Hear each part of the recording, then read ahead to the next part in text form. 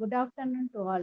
On behalf of Postgraduate and Research Department of Mathematics, I welcome you all for the first session of fifth day of 7 days faculty development program on promising success through inclusive development. Now we begin our today's session with Tamil Thai Valtu, followed by college prayer.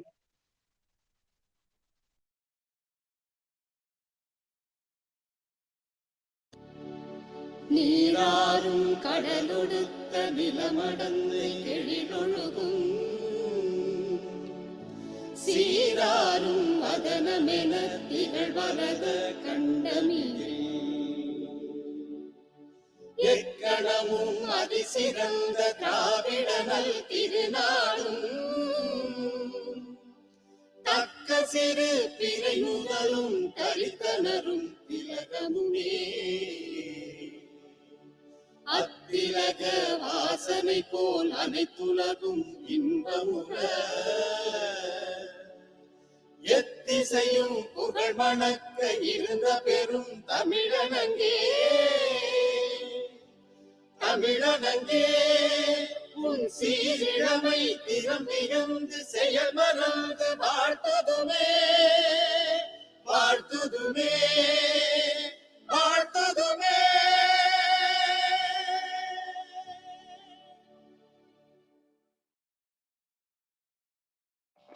सत्यव्रतं सत्यपरं त्रिसत्यं सत्यस्य योनिं निहितं च सत्ये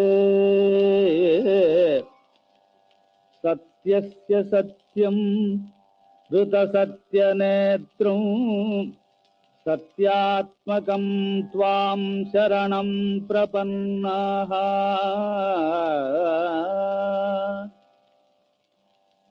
वाणी गुणानुकथने श्रवणो कथायां हस्तौ च कर्मसु मनस्तव पादयोर्नः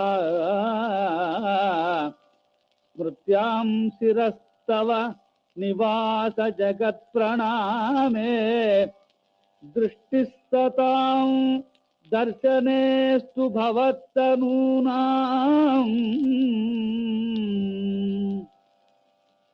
नमो भगवते तस्मै कृष्णायाद्भुतकर्मणे रूपनाम विभेदेन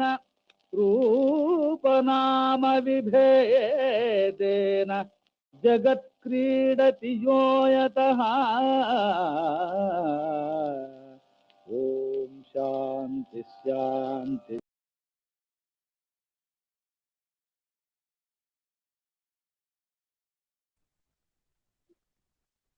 I take immense pleasure to introduce our resource person, Dr. Abdul Muhammad Ali Jinnah, Associate Professor, Department of English, Jamal Muhammad College, Tiruchirappalli, who is going to deliver a lecture on emotional intelligence in the classrooms of tomorrow.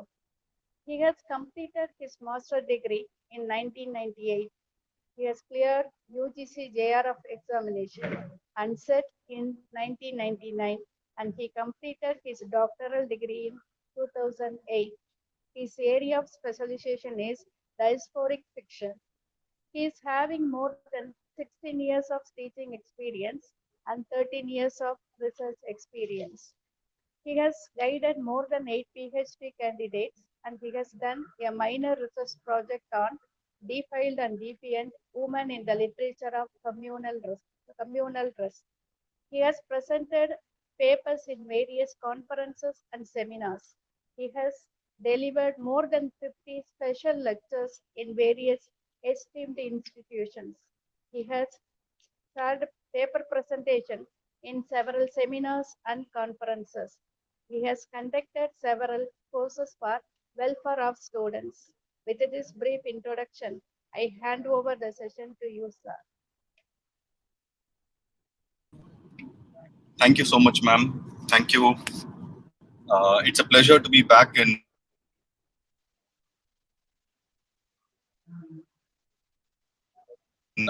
DG Vaishnav College.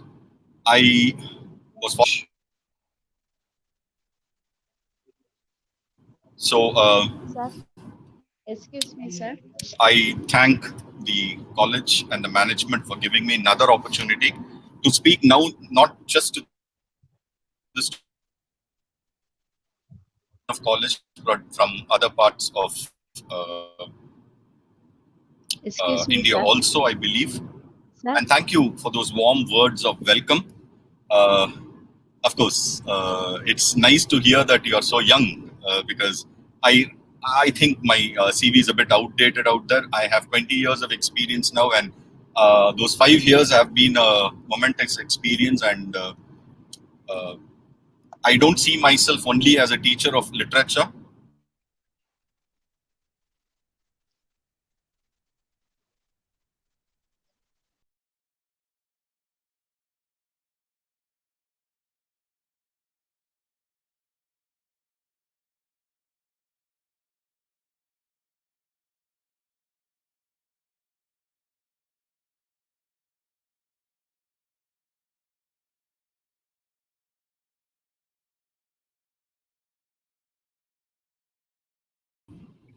Hello, uh, can you hear me?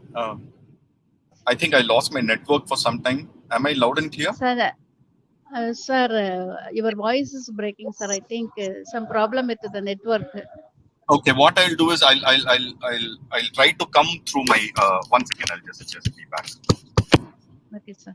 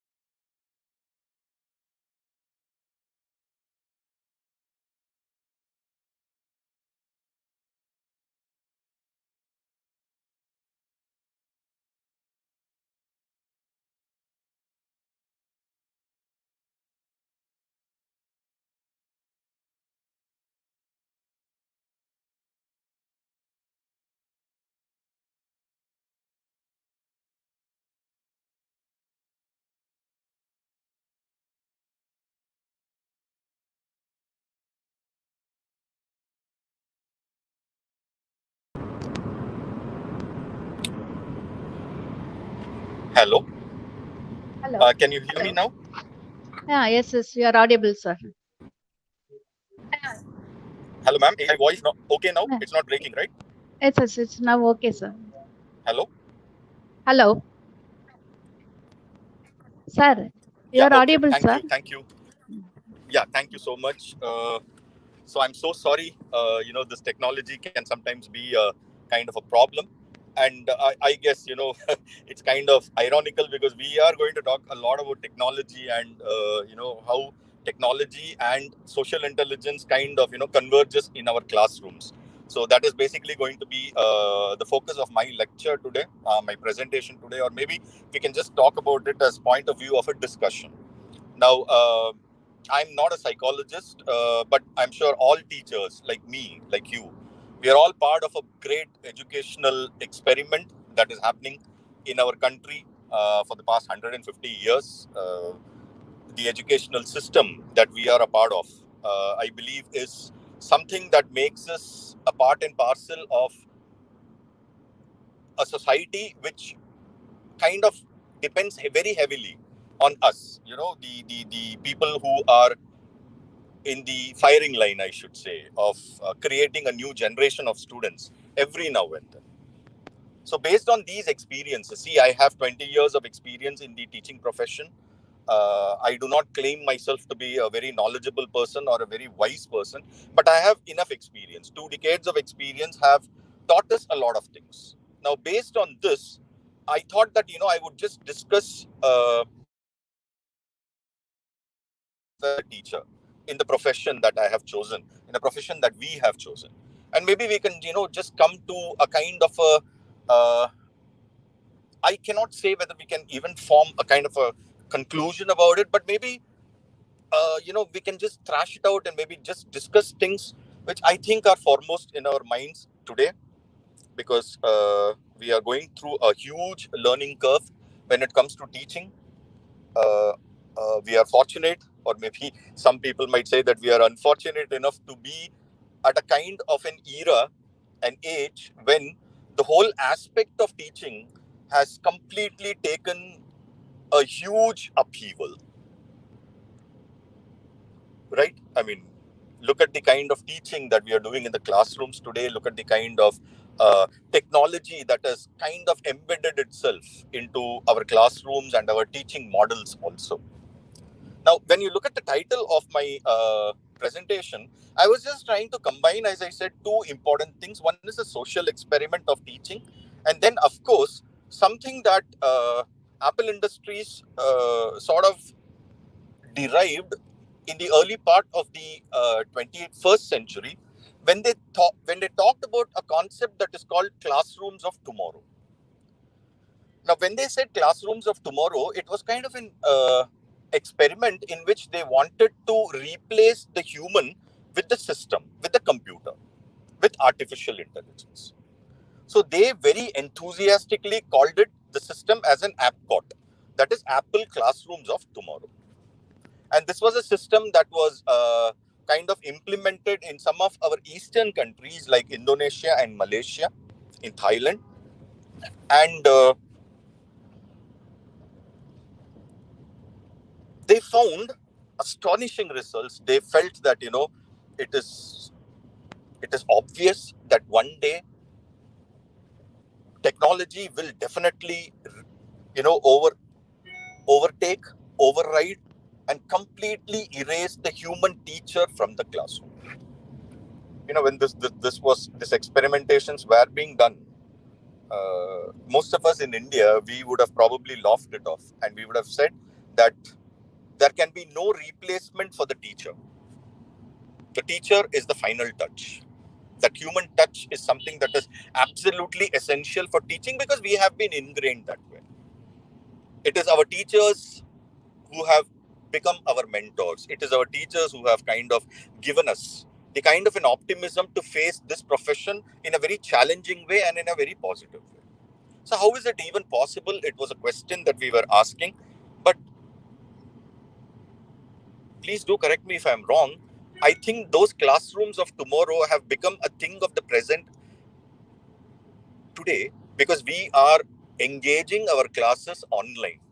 You might use Google Meet, or you might use StreamYard, or Cameo, or Zoom, or anything. These are the platforms which are kind of connecting us with our students today. So I know it's a huge bit of a stress. Most of us have a lot of problems when it comes to that. So I think the presentation today should engage on these two things. How are we going to use our intelligence? Okay, when I use this term intelligence, obviously I'm referring to the kind of life intelligence or social intelligence that is absolutely important in the classrooms.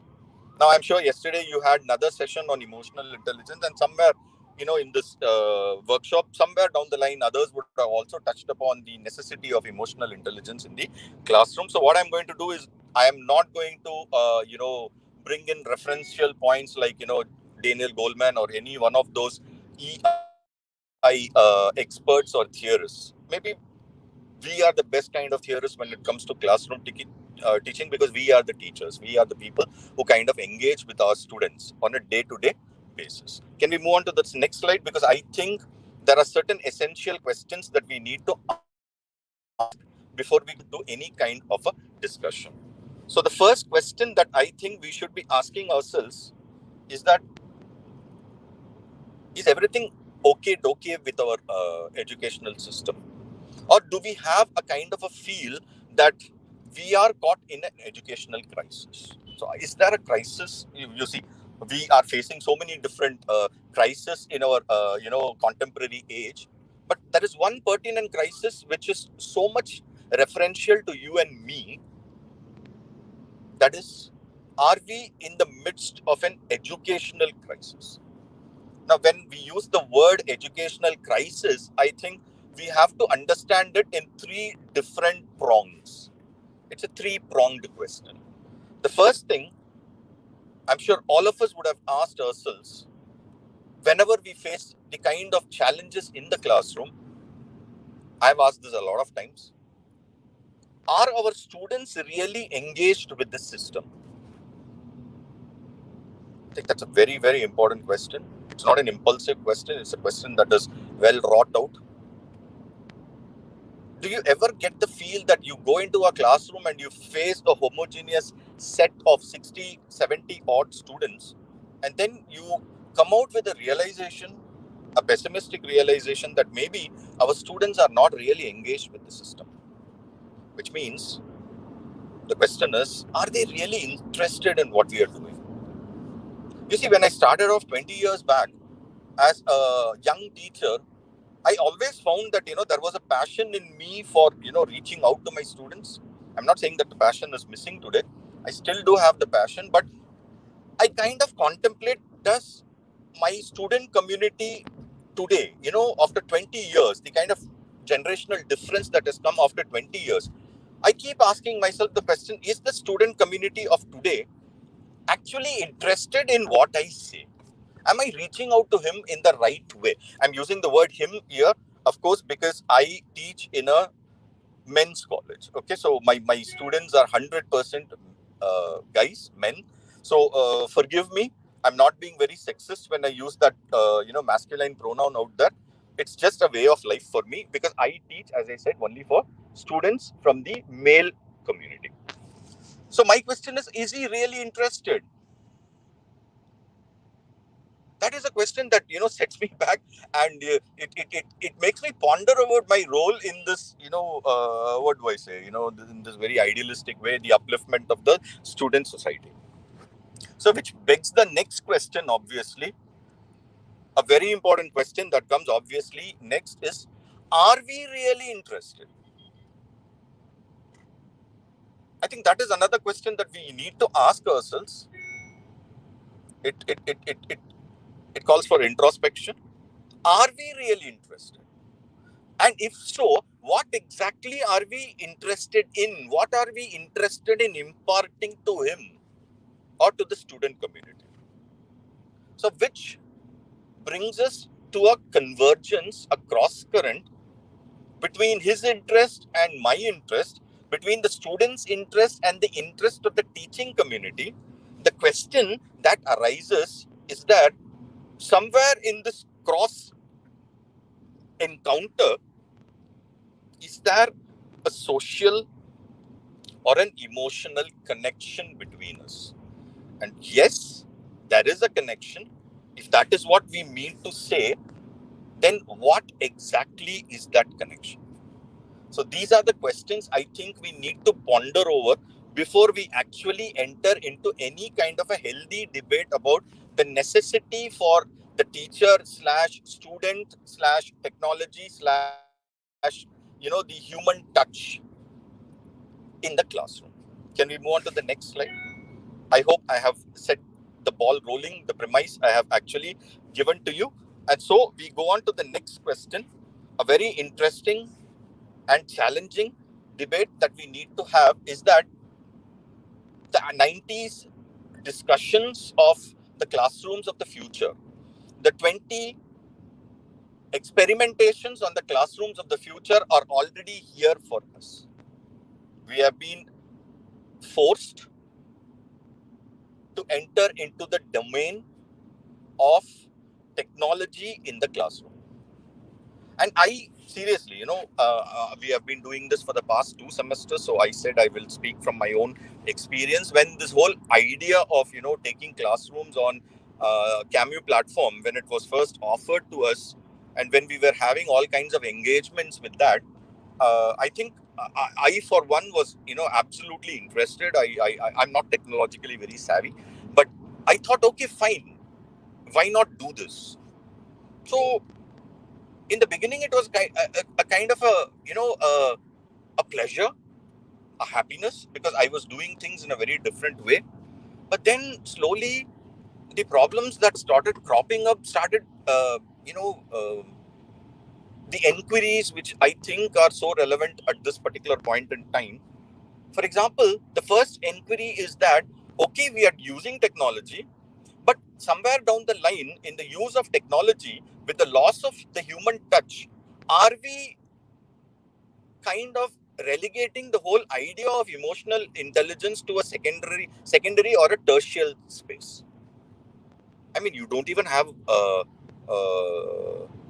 any kind of a way in which you can actually look at them.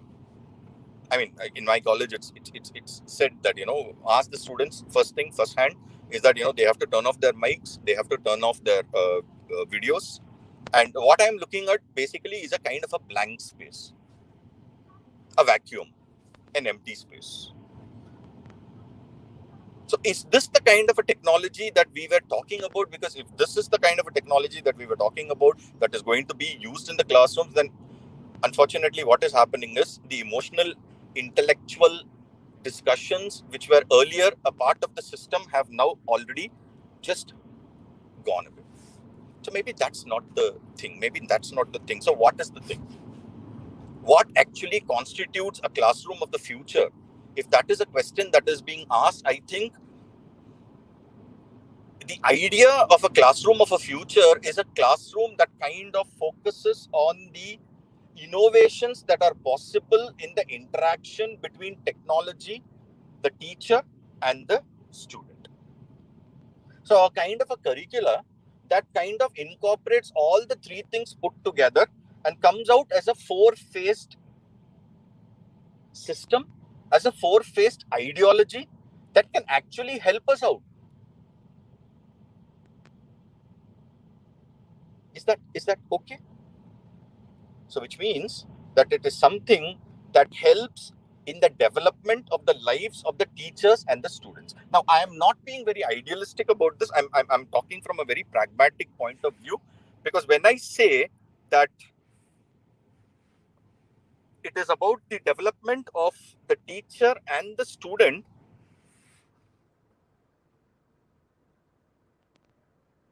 we are talking about how we need to take a stand and understand that maybe the kind of teachings that we were doing before, in the pre-COVID era, maybe, just maybe,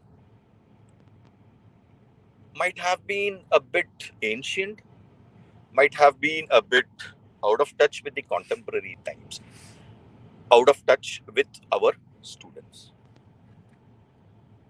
Now, this is something which I felt for quite some time, because my students were not interested. And I can, very humbly say that I'm an okay teacher. I do teach really well. So I was seeing a kind of a generation that was not interested in what I was telling them. They were kind of having this kind of a detached attitude. You talk about Shakespeare. I'm sorry, I speak from my experience. So I'm a teacher of literature. So, when I teach them Shakespeare, or I teach them, T.S. Eliot or anyone, they had this kind of a detached attitude, as if, they don't care. It was damned if you will, and, damned if you don't.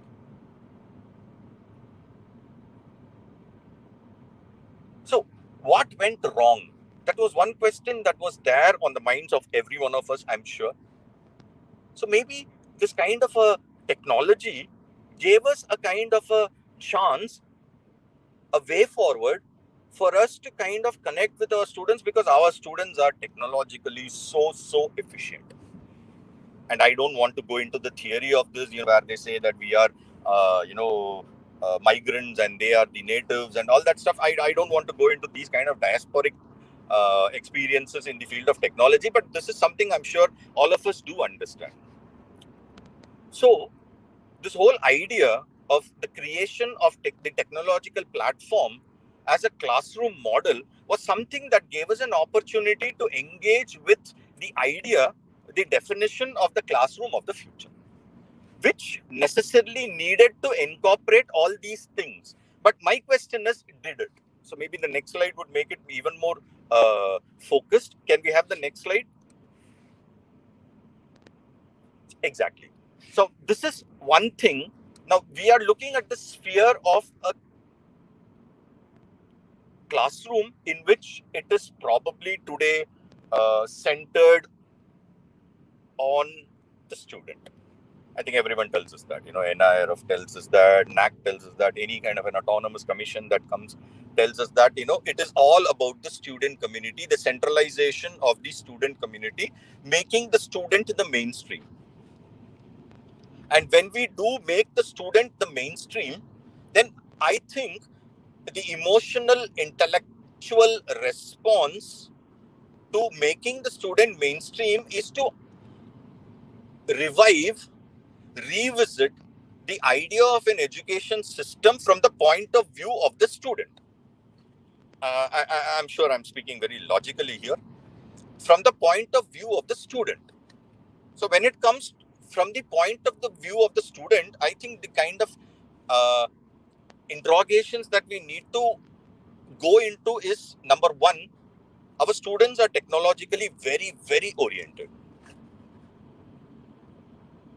So when we talk about the educational system, are we looking at a critical engagement in which the student has a 24/7 access to tools and resources? He has. He absolutely has. Because he has a smartphone. And the smartphone is something that is the basic ambiguous problem of the 21st century. Because I'm sure many of our colleges have definitely banned the use of the mobile phones within the campus. My college, for one, we have completely banned the use of the mobile. Okay, so everywhere we have notice boards, and signs and stickers that says that, mobile usage is not allowed. But then once we walk through the space of any institution which has this kind of a label, you will understand that, there is a horrible difference between the idea and the reality. So right under the sign which says that mobile phones are not allowed, you'll have a desk, a chair, a table or something, and there the students would be sitting and they will be speaking on their mobile. They'll be browsing. They'll be doing something. They'll be chatting. The most critical engagement of teaching comes in those 5 hours of classrooms. And in those 5 hours of classrooms, we say that they should not use the mobile. We are very categorical about it. But we also do not have the resources to make that kind of a ban completely possible. So it's a kind of a ban that is, a hood and a wink. We say that, okay, they should not be allowed to use it. Maybe we might even confiscate that, but after a couple of hours of debates, we probably would return it back to them. Okay, so our students are losing the 24/7 access to resources because we still understand the whole idea of the resource in a very conventional way. And this conventionality in the thought process actually inhibits the whole idea of education, which is in a contemporary definition, which is a 21st century skill outcome. So I think there is basically a de-link between what we understand as the educational system via media, the marks that he gets, or the percentile that he scores, or the degrees and the diplomas and the certificates and all that paperwork which we are going to give him, which very realistically put, does not offer him the actual skills that would help him in the job sector. That's because the very basis, the very fundamental of the whole aspect of education, knowledge is power, is something that we miss out, because the kind of knowledge that we are talking about is a kind of a textbookish knowledge, a kind of a knowledge that is relegated only to essays and exercises and exams. Every year in my college, there is a graduation. Students go out. There is a gold medalist. There is a first ranker. 20 years down the line, if I take a statistics of a kind of achievement ratio of the first ranker and the guy in the backbench or somewhere in the middle, who probably did not score the best of marks, the best of grades, but was probably just an average grader. And when I apply the whole concepts of success or employability between the two of them, there is a high chance that the one who has got the first rank probably definitely works in a profession, probably in our own profession, but he's caught somewhere in a rut. Probably he wouldn't have still got a permanent job, an aided job, and probably just would be working in a self-financing institution. Whereas this person would have, the averager would have gone ahead and tried his hand out at something, and probably he would be placed somewhere in a city. I'm speaking from point of view of Trichy, which is a C-tier city. So he probably might be based somewhere in Chennai or Bangalore. He must be working outside the curricula, but he would be working in a much more successful way than this person who I say has got the first rank. So is there a kind of a dealing? Is there something that uh, is a disconnect between the actuality of education and the idealistic response to the education that we see? Now, this is a very important question. Then comes the question of, is our uh, syllabus actually relevant, and is it something that can be used today? Now, again, I speak from point of view of my own uh, subject. Going back to Shakespeare, we still have Shakespeare in general English, uh, which is very unfortunate. It's not that I don't love Shakespeare, I love Shakespeare. But the point is, what is Shakespeare's archaic language going to help in my students' employability factor? But you know what? Still, we have this debate whether Shakespeare should be removed from the classrooms, at least from the general English textbooks, and probably, something new, something vocational. 20 years down the line, I first attended a conference on vocational English in the year I joined, that was 2000. This is 2021, so 21 years have gone, and we still have Shakespeare in the general English classroom. I'm not sure whether it is happening over there. Probably Chennai is a whole new ball game, a whole different avenue. But this is something that is happening here, and as I said, I'm speaking from my experience. So, is that something that is really there? So, when you look at something that centralizes the student community, and when you try to understand that maybe, just maybe, some of these ideas vis-a-vis the centrality of the student community probably are very archaic, probably are out of date, probably are obsolete. Now there the whole question starts. So in emotional intelligence, when we talk about emotional intelligence in the classroom, I think the whole idea of emotional intelligence is something that starts from outside the classroom, the view from outside the classroom. It's not that you just go there and you feel very sympathetic for him, or you use the 5 stages of emotional intelligence, and you talk to him about the 5 stages of emotional intelligence. No, I'm talking about the use of a practical emotional intellectuality, wherein we try to understand and we try to sympathize with the student, not the individual student per se, but the whole student community in itself.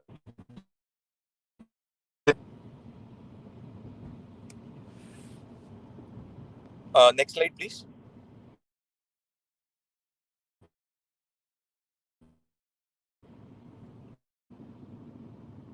Yes. So when I ask you a question, are we understanding the human? The better go down and try from his own perceptions. So that is where we started with the interrogation of the mobile phone. I think it's a huge challenge. It's a huge challenge. Have you noticed that the students today are so jittery? They have this kind of they're very HDD. They have this hyperactive disorders. It's shocking to look at the students because they no longer have a sense of calmness. 20 years back, when I was starting as a teacher, I had this kind of a feel that the students were a bit calm. They had this kind of a repose to them. But in 2021, I see the students who are absolutely not calm at all. So this whole concept of the hyperactive disorders have come to the students, and people say that it's something that is happening because of the mobile phone. I am trying to look at it in a very reverse way. Is it because of the mobile phone, or is it because of the loss of the presence of the mobile phone? Are they jittery when they have the mobile phone in their hand, or are they jittery when they are not allowed to use the mobile phone in, let's say, in the classroom? I'll give you a real life anecdote. We have this internal examinations, and every semester during the internal examinations, what we usually do is that the internal examinations start around 9 o'clock. So the students are asked to come by 8:30, and they have this half an hour of study. We call it study, where they come sit in the classrooms, and they just read their notes. The notes which have been supplied to them or stuff like that. And there are a few students who come and ask us, sir, can I use my mobile phone? So obviously, whenever he asks this question, can I use my mobile phone, the first thing that we have is a resistance, because we always assume that he's going to use the mobile phone only for the wrong purpose. He's going to chat with someone, or he's going to do something with his mobile phone. So we have this very skeptical look on our face when we ask him why. And he says, sir, I just want to check on the web whether there is any other notes about this, or maybe there is some some extra information which I probably might use. Now, how do I react to that is catch 22 question, because I do not know. So what I'll tell him is that, okay, fine, you know what, do it, but be careful. Okay, don't misuse it. That is the students kind of look on us as their enemies, because they feel that we are no longer equipped. He looks on us as a tata patti, basically, an oldie, pirsu. That is one word these people, they use for us. And once they use this term, and once they use on us as that, once they bring us to their level, or down to their level, or maybe even below their level, we obviously have a kind of a culture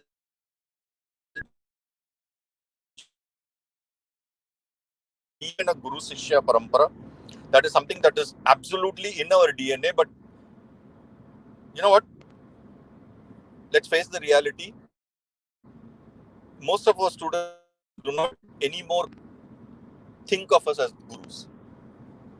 The whole concept of the parampara is gone. Unfortunately, they do not.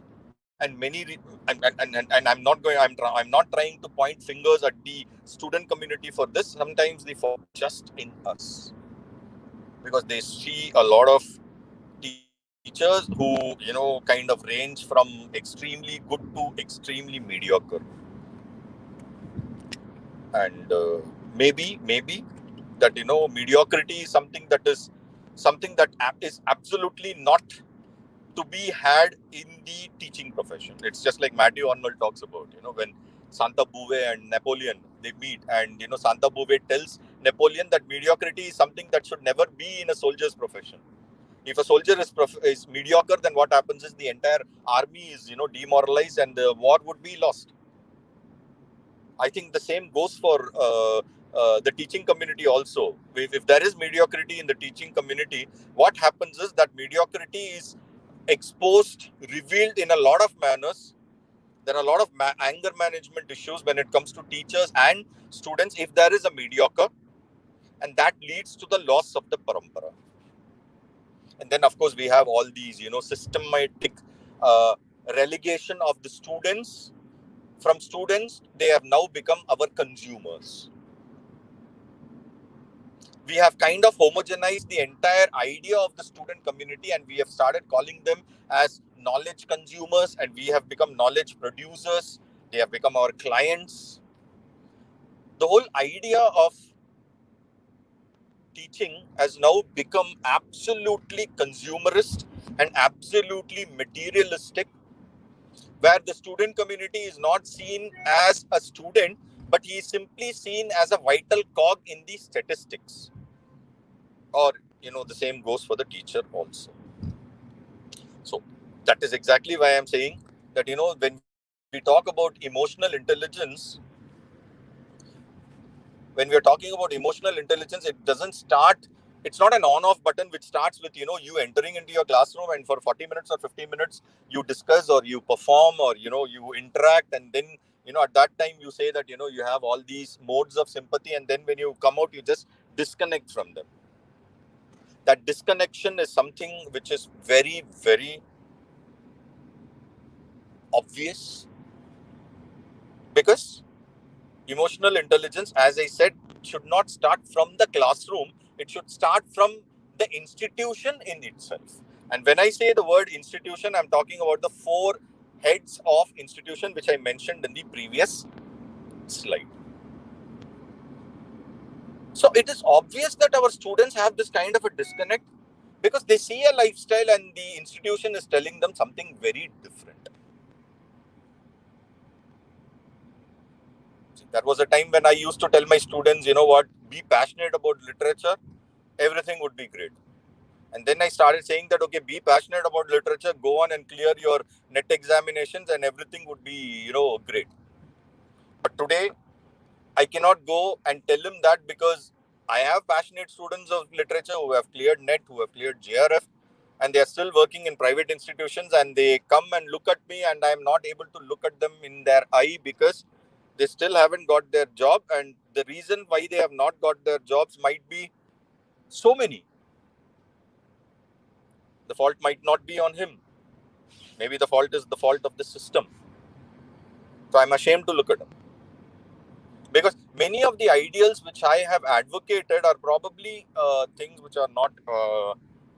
I hope I'm not being very pessimistic. I'm just trying to be a pragmatic. So maybe, these kind of things, they do not happen in real life. So what do we do when we have come to that? The student sees something, he learns, he inculcates some kind of ideals from the institution. But when he goes out, he finds that, everything is different. The playing field is something that is so unfamiliar for him, because he has not been exposed to that kind of a playing field at all. And however it is, whatever it is, I think we have come to the age where information is power has become the dominant thematics, the dominant adage, and it is no longer knowledge is power. I'm very sad to say that. We have come to the age of information, which says that, information is power. And that is why the kind of celebrities, I'm using that term. I know I'm being very flippant when I use this term, but I am using this term. The kind of celebrities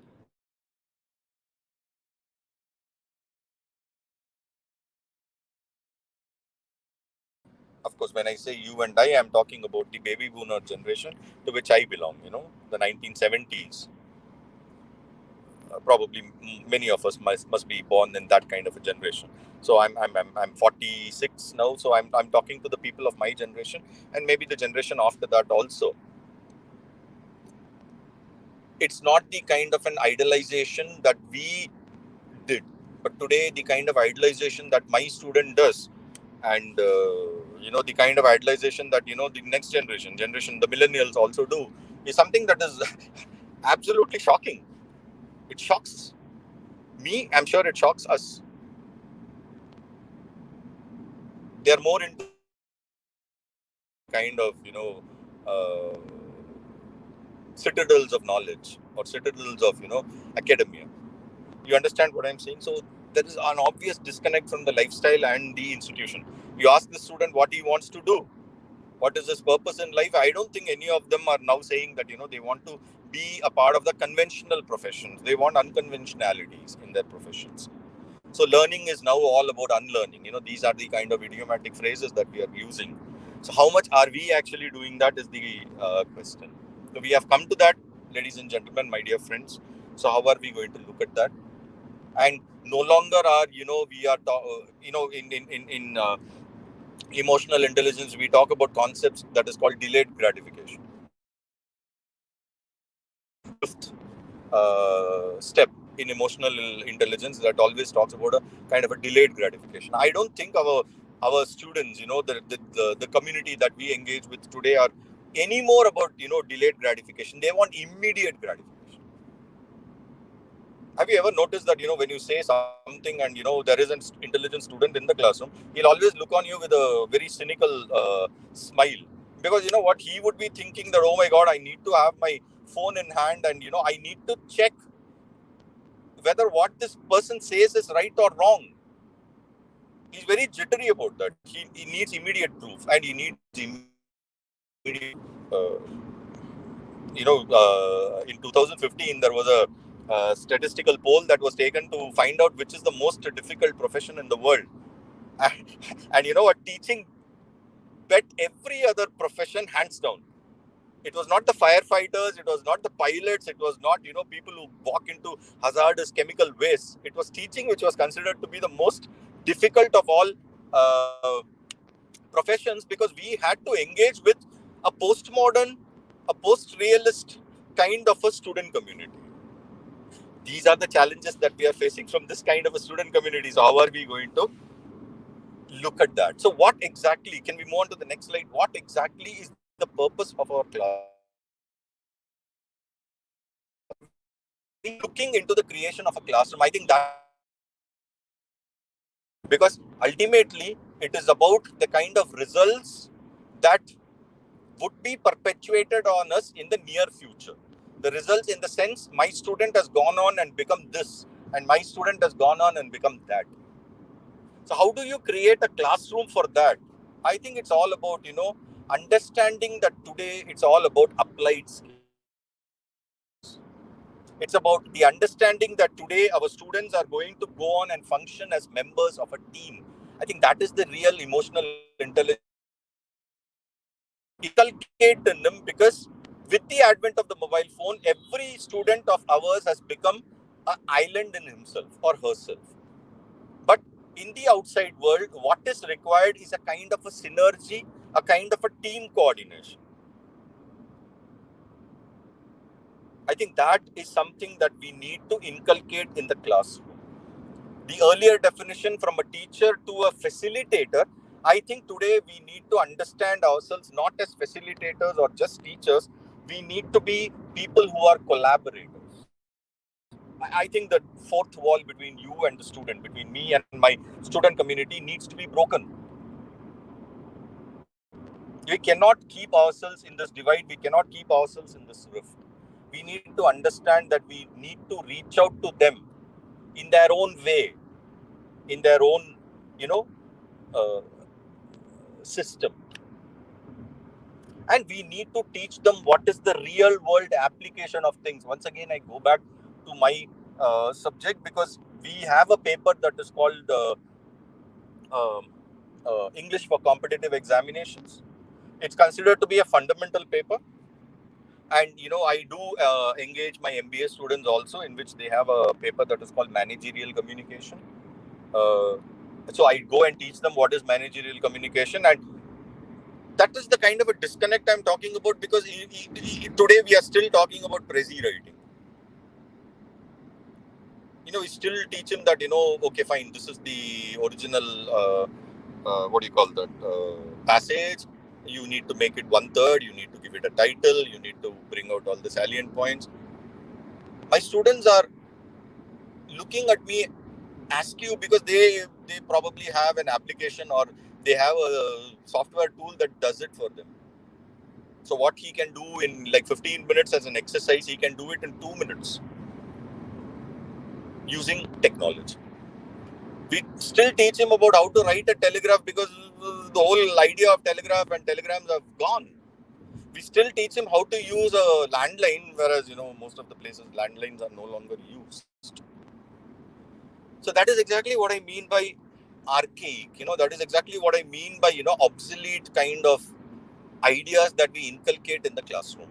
We need to bring that up, and for that we need to understand the generation of today from his own terms, not from our terms. We should not look at him from our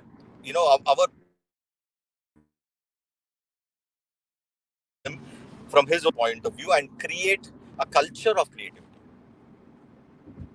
It's not marks, it's about innovations. It's not degrees and certificates, it's about creations. I think that is exactly what we need to be comes to students today.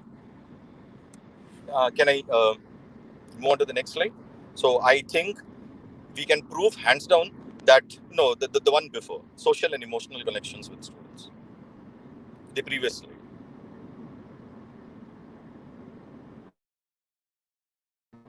Yeah. So I think it's something that is better not said. It's absolutely essential out there. Is that we need the necessity for emotional intelligence in the classroom. The kind of students that we have are they have a lot of problems.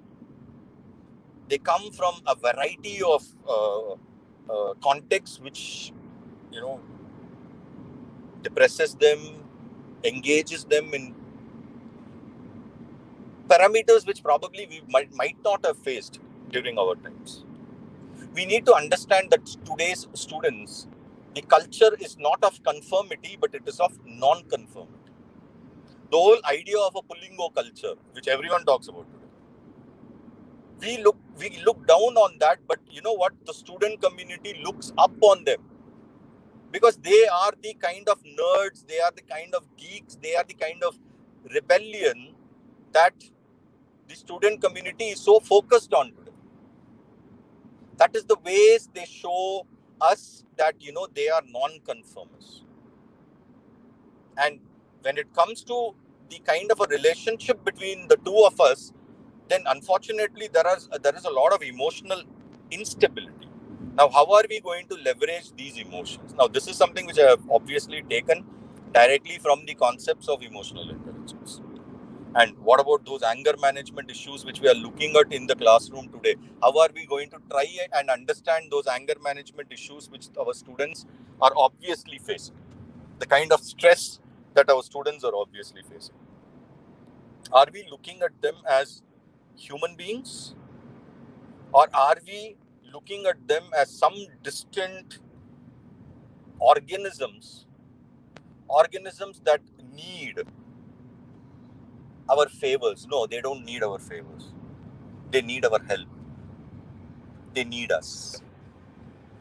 So that is the kind of an emotional intelligence that I believe we should be looking at today. Can we move on to the next slide?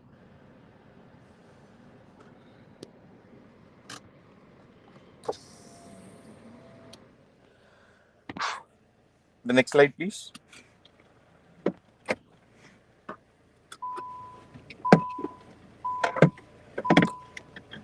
Friends, the next slide. Yeah, thank you. So this, I'm sure, we started with these questions and we need to end with certain questions also.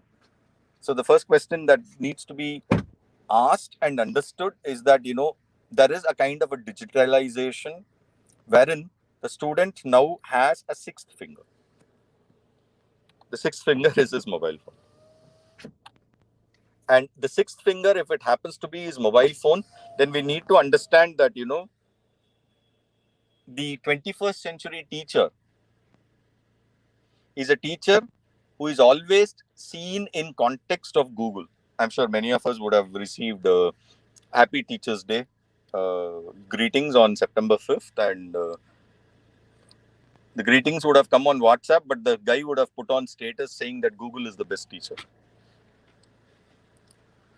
Because ultimately the final decision is taken by Google, not by the teachers. So you understand the pressure, the pressure, the stress on the teacher becomes manifold, because every time we say something, we say it with the kind of awareness that maybe, just maybe, there is a slight error in what I say, and maybe these guys are going to go and check it up, and tomorrow they are going to make a big issue out of it. So we are in the process of accepting, maybe with a lot of force, with a lot of involuntariness, but we are in the process of accepting that Google is the best teacher, which means that the traditional classrooms have moved from class to something that was called CALL, computer assisted learning, and today it has come to MAL, that is mobile assisted learning. And our intelligence lies in the factor that we need to understand and accept that these are going to be the ubiquitous technologies that are going to be hand in hand with us. So these are the kind of I'm not going to call it dire. These are the kind of factualities that we need to understand. Can we move on to the next slide?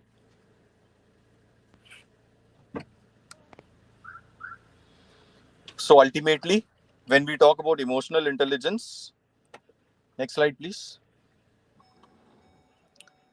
So ultimately, when we do talk about emotional intelligence, the first idea of emotional intelligence comes from a very important parameter, and that is the parameter of change. They say confidence is a key to every performance. Confidence is a key to every profession. Confidence also gives you the liberty to change, because change is inevitable. And change has to start not from the other, change has to start only from us. So the kind of dynamics of emotional intelligence that we are talking about are the dynamics which have to be arrived at from the point of view of this kind of a nexus between you, me, the classroom, technology, the administration, the syllabi, the curriculum, and the system. But ultimately, the starting point has to be taken somewhere, right? They say the journey of 1,000 miles begins with a single step. So what is the first step? I think the first step needs to be us, the teachers, the knowledge producers, right? So thank you so much. It was great sharing my points, my views with you people. Most of these views, as I said, are views that were based on the classroom interactions which I've had with a very heterogeneous kind of students, okay, the student community for the past 20 years, the kind of change that I have seen in the students of these 20 years. So thank you so much. Thank you, the organizers of this national webinar. Thank you so much.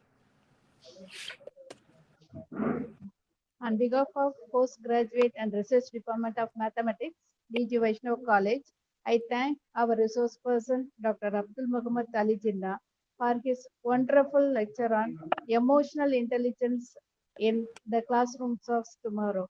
Sir, we are enlightened with your lecture. Thank You you so for much. accepting our invitation to deliver a lecture today. Thank you so much. Participants, our next session will begin at 3:30 after a break. Thank you.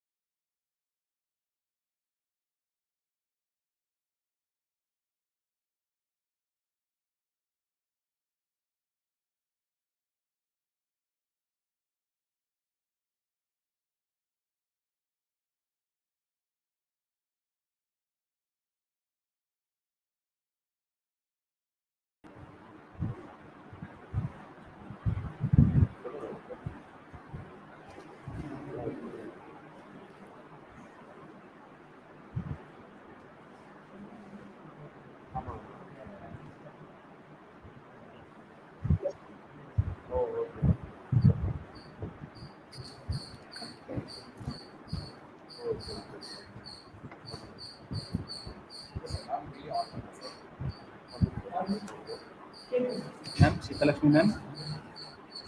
Yeah, hello, can you hear me? Yes ma'am. Audible. Yeah, okay, I can hear you, sir. Yeah. Ma'am. Yeah, vanakkam. Solunga, sir. Yeah, thank you. Ma'am, we can. Can you? Am I audible? Yes ma'am, audible. உங்களோட video மட்டும் நீங்க on பண்ணிருங்க. Yeah, I'll switch on the video. Okay ma'am. Yeah. Thank you.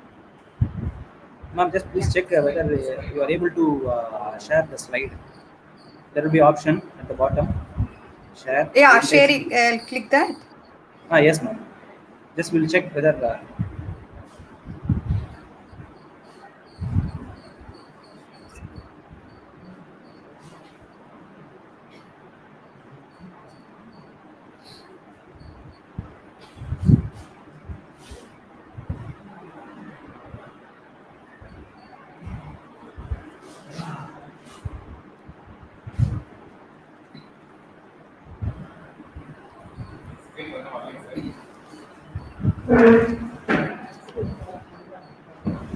Able to?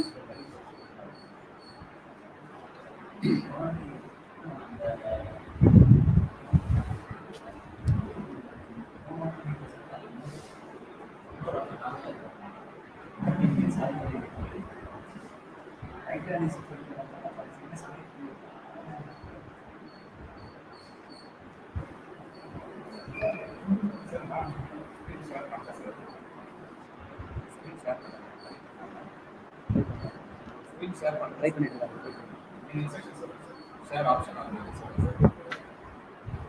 Ma'am, at the bottom you can find a share option.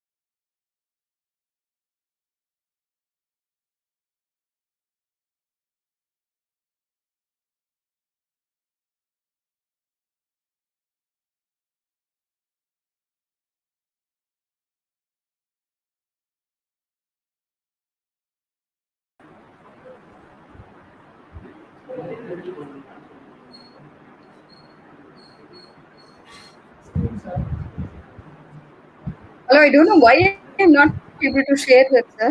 The slide presentation. Ma'am, am I audible? Hello. Yes, sir. Ma'am, first you open.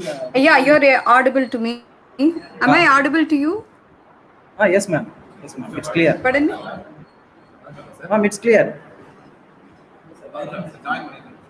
Yeah. Yes, ma'am. You are audible. It's yeah, okay. Ma'am, first. I'm audible. Yeah.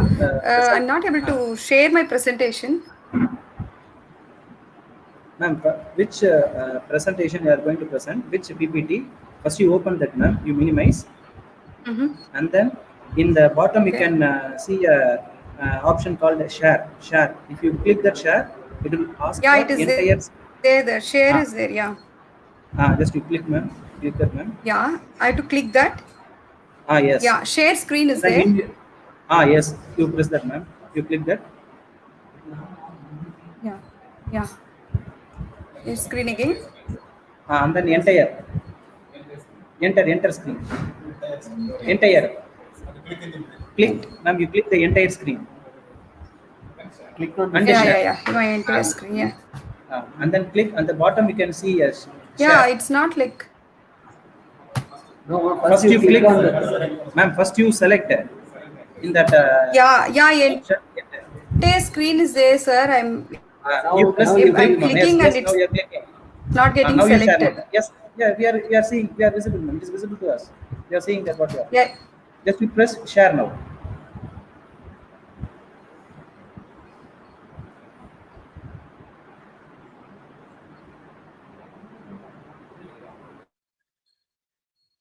It's visible to you, right? Okay. No, ma'am. No, ma'am. Not yet, ma'am. You just, ma'am, at the bottom. First you click on share option. Ma'am. You click. Ma'am, it came. You just click on it. First share screen. I'm ma'am. not able to select it, sir. Sorry. Ma'am, do one thing, ma'am. Just you send to us. We will share from here. Yeah, it is there, sir. Your entire screen is there, but it's been selected, highlighted. When I'm clicking it, it's not going itself.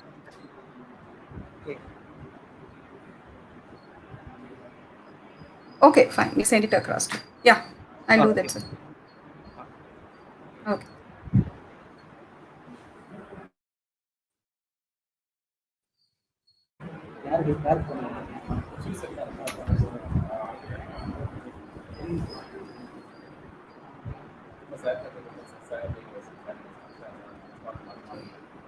I'll send it, sir. Okay, ma'am.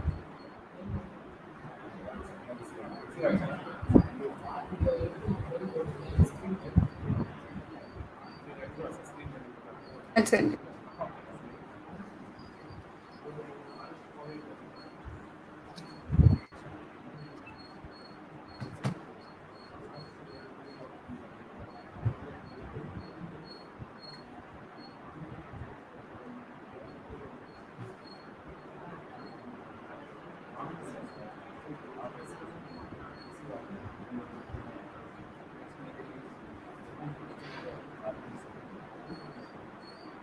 Ma'am, hope you mail to our.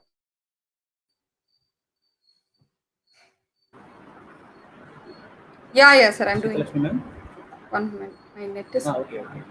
Yeah. 1 minute. I'll send it, sir. Okay.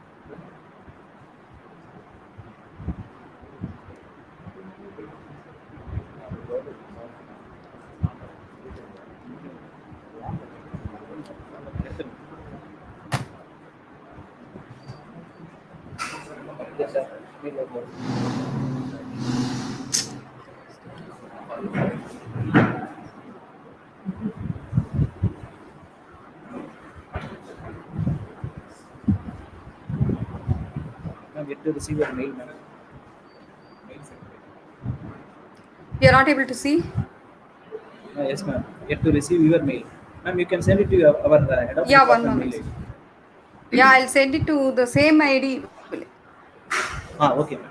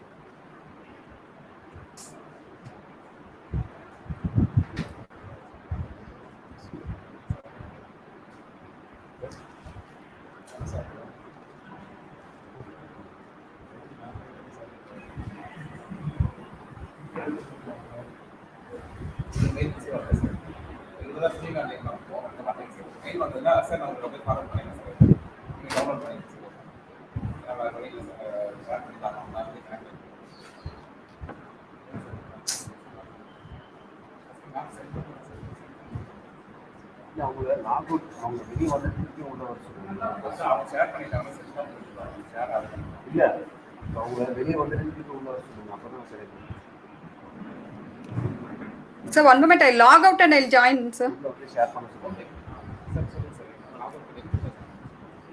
Ma'am.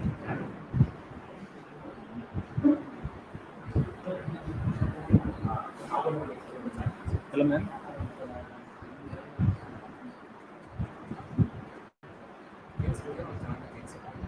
Ma'am, is it audible? Ma'am? Yeah, you're audible, sir. Yeah. Ma'am, you can do one thing, ma'am. Just you log out, ma'am, and then you can connect after after sending the mail. You can connect to the same stream. Yeah, I'll do that, sir. I'll do that. Yeah, I'll do that. Yeah. Okay, ma'am.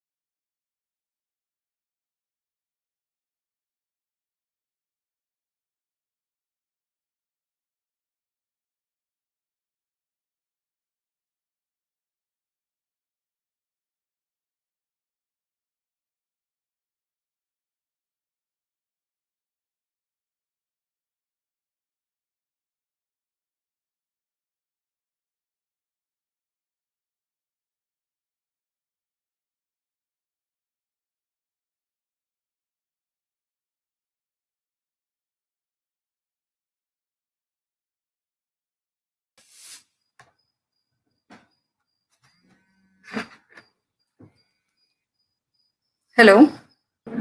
Yeah. Did you receive my mail, sir? Ma'am, we are checking, ma'am. Yeah. Yeah. Yeah. I sent the mail. I'll try to share the screen, sir, but share, but yeah. Yeah, yeah. Yeah. Yeah, yeah. Yeah.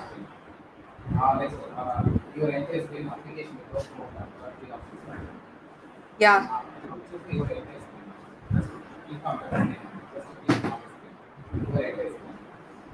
Wait. Share screen is there, sir.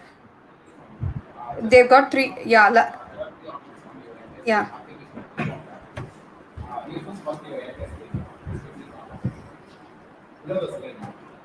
One moment. Yeah. Your entire screen application window Chrome tab, and I'm not able to choose your entire screen there. It's been highlighted, but I don't know why it is not working. Yeah. Ma'am, on the screen, you have to click. Yeah, here. Yeah, now the share button is visible. Yes, that's it. Now share. Yeah. Okay, now. Yeah, now it's visible. Okay. Yeah. Okay. Start. Okay. Fine. Yeah. Yes. Ma'am, press F5. Yeah. Yeah. Yeah. Yeah. I'll do it. Yeah. Thank you. Yeah. Thank you so much. Thank you. Yeah. Yeah. I'll give the full screen. Yeah. Okay. Ma'am, instead of that, press F5, ma'am. That's enough. F5.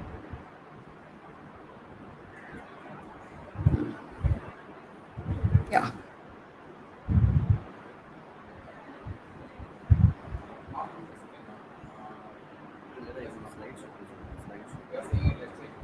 Ma'am, on the right side, you can see an icon. Either you can click that. Yes. Still not. You're able to see. Now it's Yes. okay. Okay. Yeah. Yeah.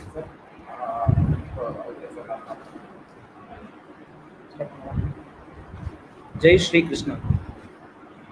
Tato yutta parikshrantam samare chintayasthitam Ravanam shakrado drishva yuttaya samuspaspitam. Aditya Hridayam. This is a slogan from Aditya Hridayam, first sloka. It's a sloka dedicated to Aditya, that is Surya. As today is Radha Saptami. On behalf of our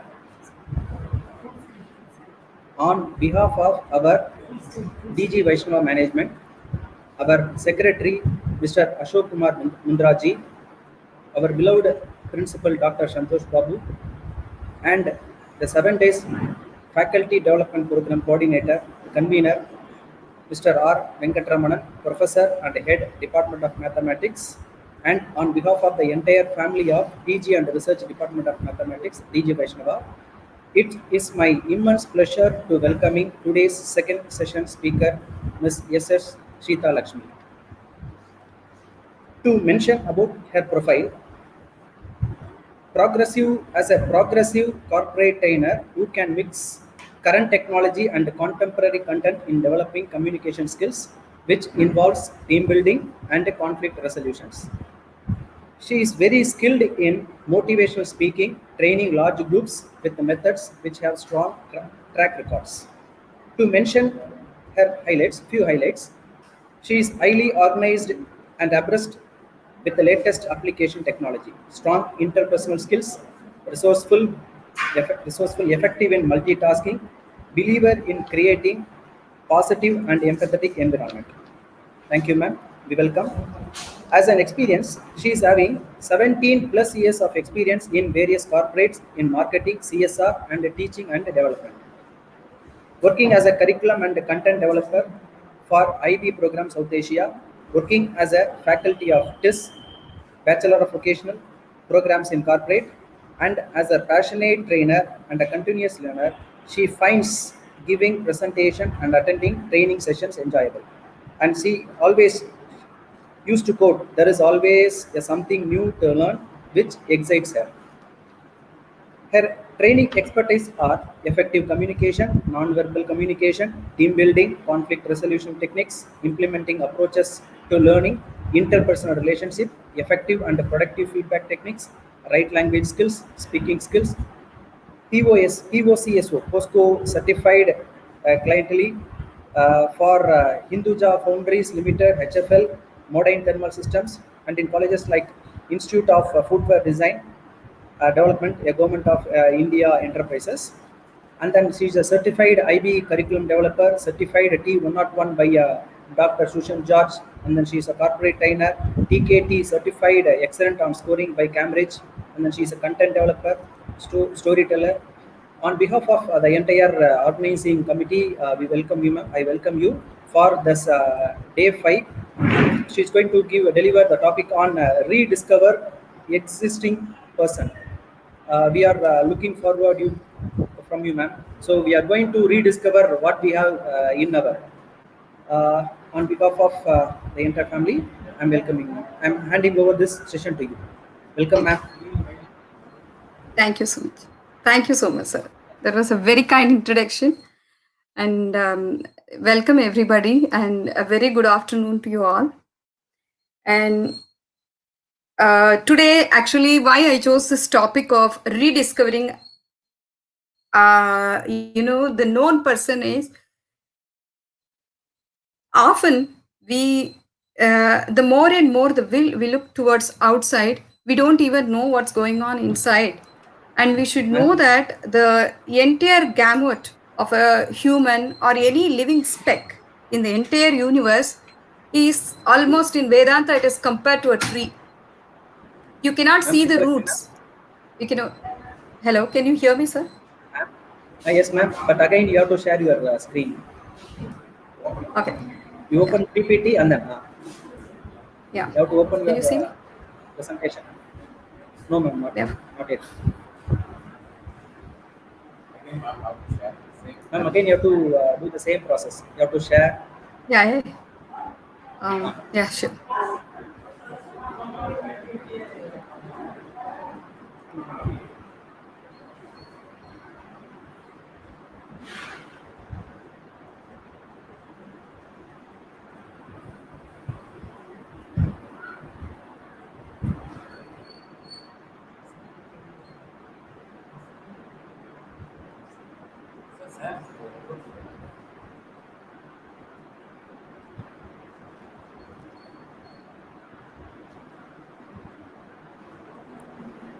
Hello. Yes, ma'am. Yeah. I welcome everybody, and sorry for the interruption. Yeah. So rediscovering the existing person. Always Vedanta compares the entire gamut of living things or the non-living things to a tree. Now you can see a tree's crown, the trunk, but you may not be able to see the roots. The roots are deep rooted, and we should all know that roots are the nourishing factor of any tree. And somehow in the present generation or in the present current scenario, we missed it altogether. And that is always reflected in the classroom, because the classroom is not an exclusive of the environment. It is almost an inclusive factor of the environment. So how to rediscover the existing person? Now we have come to a stage where we got to do the adaptation is the key, right? Adaptation is the key to any ongoing living, or a thriving soul. If even the Darwin's theory says that if you fail to adapt, you will perish. So now the coronavirus really threw us to a challenging environment to the entire classrooms. We all know that we used to meet, the faculty used to meet the children or the young adults face to face. Now we are not able to. So the virtual platform has really become a new reality now. So those who adapt to the virtual reality, the new reality, they are thriving. Those who are not able to adapt, they are finding it very difficult to go ahead. So adaptation is the key to the reality. Now, what is actually adaptation? Adaptation is adjusting yourselves. Like, first of all, you should understand that we need to adjust ourselves to the new environment. And it's a process. It's an entire process. It's not like, it's not a knee-jerk, it's rediscovering and evolving, learning, and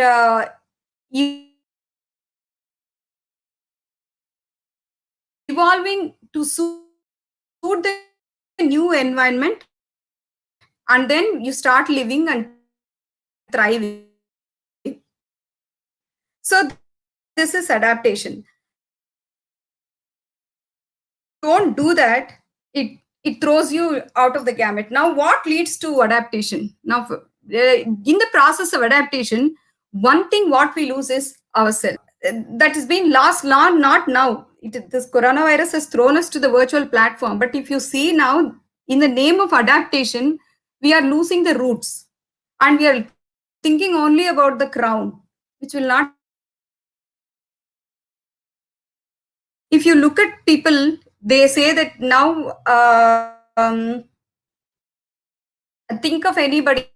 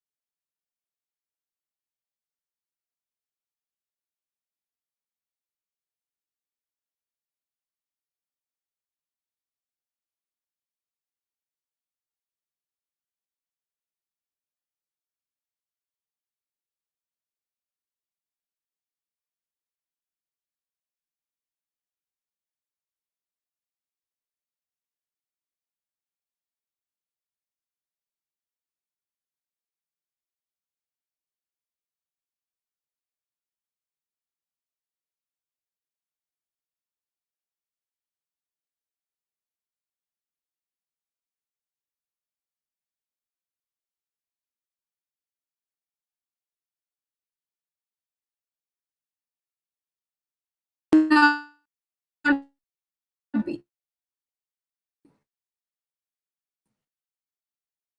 It can be your mother, or it can be a person very next to you. If you do this, it becomes a nourishing environment, because these are the real people who you are in contact with.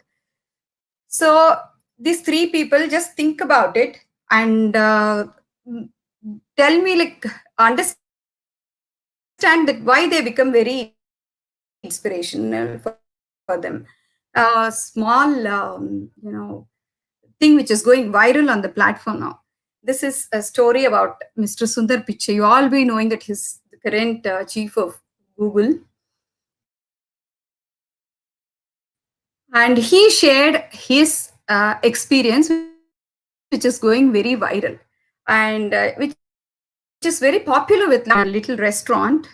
And suddenly what happens, a cockroach flies and falls on the lap of a lady. She throws tantrum, and the entire in the restaurant becomes very restless. And he's sitting quietly in a corner and watching all this. The entire environment is becoming flies, and it falls onto another customer or whoever is eating there. And she too throws a lot of tantrums. Really imagine the scene there. Now what comes? A bearer comes who's calm and throws it outside. And normal again. And people go on, with their own business. What difference did this young man made other than those two ladies or the customers? So he found out that this young man was able to separate himself from the situation. He was in contact with I. He was able to discover I's. That is, whenever you discover I, you feel calm and composed. The situations, they're very challenging. They throw you out of gear. But when you are at calm with yourself, you'll be able to handle the situation better. So he was able to do that. All he needs to do to take the cockroach and throw it away, and he did it, and the entire situation became normal. So it is not the situations which throw us out of gear. It is who we throw ourselves out of gear. When we lose this I, the touch with the I, we are thrown always out of gear. Now, the same situation I would like to say, but I'm a 1970s kid. When I was probably in early 1980s, I lived in a small town next to Chennai with my grandfather. And there lived a rich family. They were from North India, I believe. And they had a lot of, these cinema theaters, and there were buses running on their name, and they were like prosperous. I could see their kids going to the next English medium school in a rickshaw, full way man and all that. That was real luxury those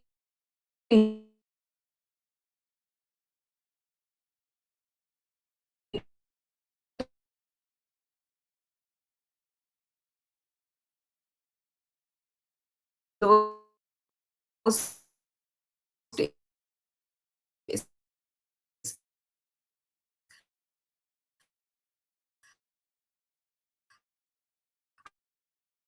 And they had car as well, and we all used to respect the old man, the head of the family.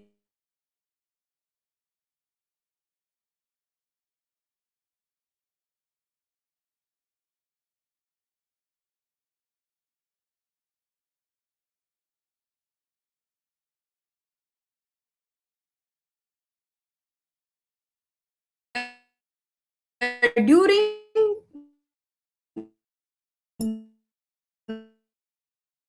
not so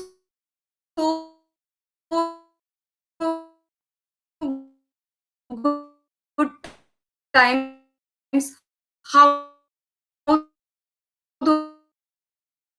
those children were moved to the government school where we were studying. Scenario is the important is the one who is going to handle the pressures well.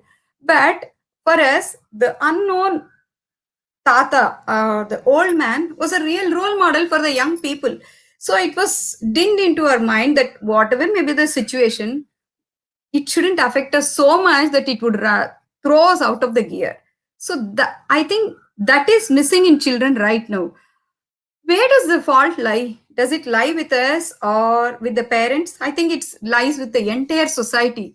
We all are running after the time. We don't have time to connect with the real people, and we don't have time to point out the situations to the children and to learn good things from the common people around. So what they do is young ones, young children and young people, they really look for inspirations. That's how we are all made.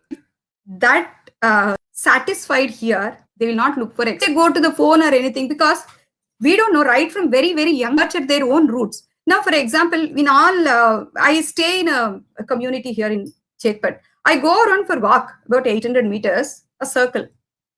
I go around. And there's this particular, helper, a very, would say, lady in her 50s. I see her putting this columns or rangolis in about 7 flats here. And each rangoli would be different. It's all the same 5 dots and 5 lines, but each would be so exclusive. I've never seen her repeating the same column in another flat. And she does with so much of passion.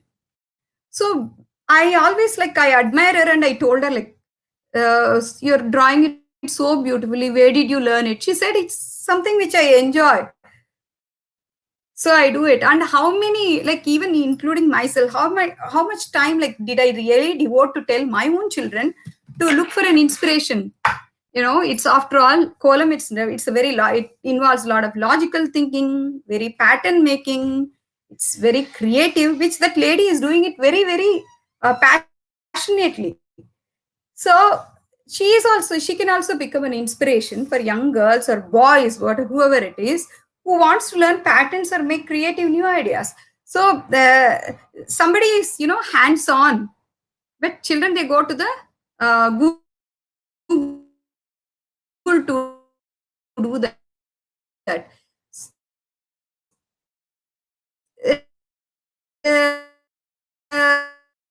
So how much time really it's going to take to take a photograph of future? So that is the thing, when we fail to connect it to the realtors, real people, children look for virtual platform, the dedication, and you have to talk about them, talk about the people, real people in the thing.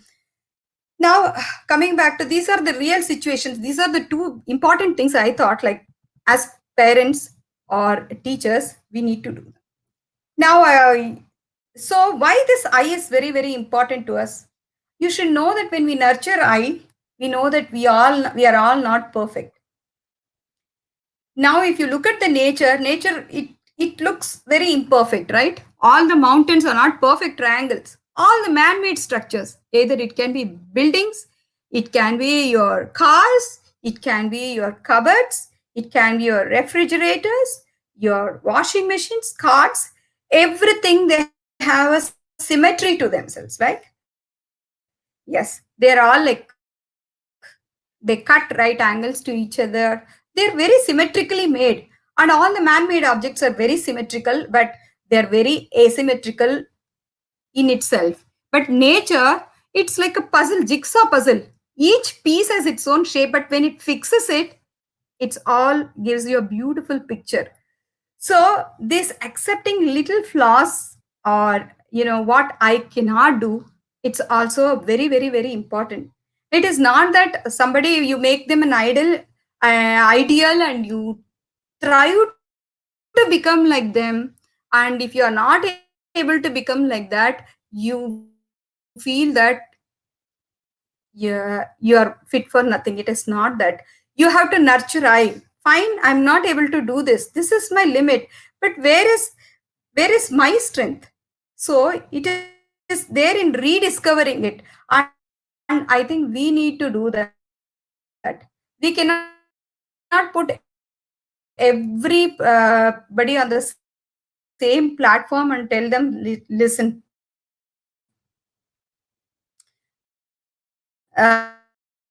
this is ideal height, or you can't tell them this is ideal weight, or this is ideal color, and you have to fit into that frame. Really exhausting, isn't it? You cannot even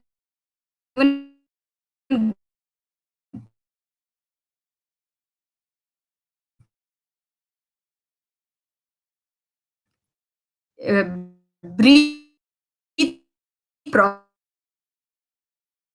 properly there.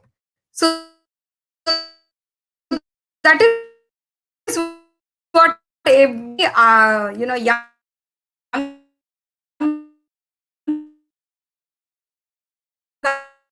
adult is trying to do.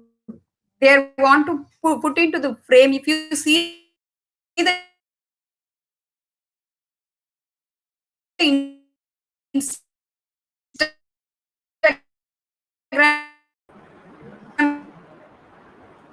Ma'am,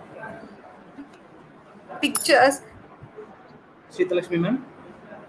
there are a lot of correction apps like your skin correction, your hair correction, and they look for celebrities. So Shritalakshmi ma'am. the eye is not nourished. You have to tell them Ma'am, it's okay. Shritalakshmi Be ma'am. able to say that where it has gone wrong and you should wrong way. Agreeing with both punish each other. Yes. So Shritalakshmi you don't ma'am. pick up the follies in them and tell them or shame them the same way they don't do that. I particularly am inspired by shloka of Bhagavad Gita, where they talk about how you gain knowledge. You gain knowledge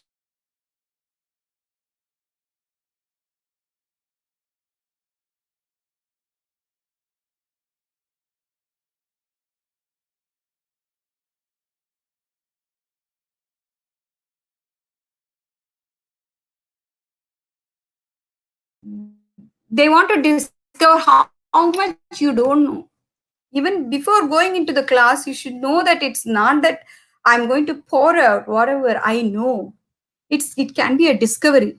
I can learn every day from the learners. It's a reverse learning process. The technology I learned from youngsters or my students, they are better in that. Yes, I accept it.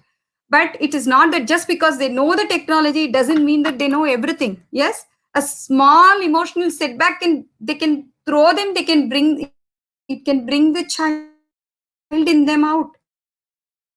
So I should know that. So now this eye is why it is very important. uh, essential agreements, or why it is very, very important to them to nourish the I and the you. Yes. So this agreement, an agreement, as it is, I said, it is between the two parties. You will not shame each other. Yes. You rediscover your own talents. You help each other. In the way you grow each other. So pariprashna will be the relevant questions. And when you're asking the relevant questions and you are genuine to each other. Sevaya, there's one word, you do the seva. It doesn't mean that you become, a slave to somebody. It is not that. It's not, they're not asking you for that. They're saying that if you want to impart real knowledge, you don't expect anything from the learner, right? Except their learning and their progress. Inch by inch, how they progress, that fills your day. So you are expecting them to be genuine to you. And in the same way, you are also genuine to them. That's what you expect them. So if this you and I are nourished, there's a constant touching eye. When you're in constant touch with your eye, you will never actually make any mistake in the how will let the circumstances go hayway. You will not make a mistake. The grass forces, your push, your pull. If you come to the physics, you're pushing, you're pulling, or any other, where all like you can give and you can see actually. But there are very subtle forces which are very powerful, which are holding the entire universe together. They're very subtle. You can't see, as you cannot see roots, you cannot see them. That's how this eye is. Extend everything else is frills. And you should make the children understand it will not happen in a day. It should happen from very young age. You can probably for 17, 18 years, I am there with the little kids. I would like to say that they have become young adults and they become like they're getting married and all that. So my first set of children are entering into that phase. Now I do have tiny kids like who are in grade 6 or 7 or anything, who I develop like curriculum for them. They're also there. So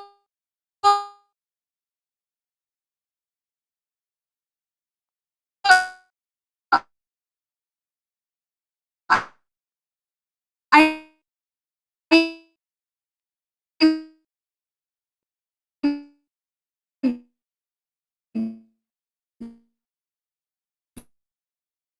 one thing what I see is these young children who have connection, positive connection with the older generation, 2 generations back, like with their grandfather and grandmother, they're well everything, human beings or the nature, it evolves in the same way. And the same, we need to consume the same food as our age-old generations have eaten, and we nourish. So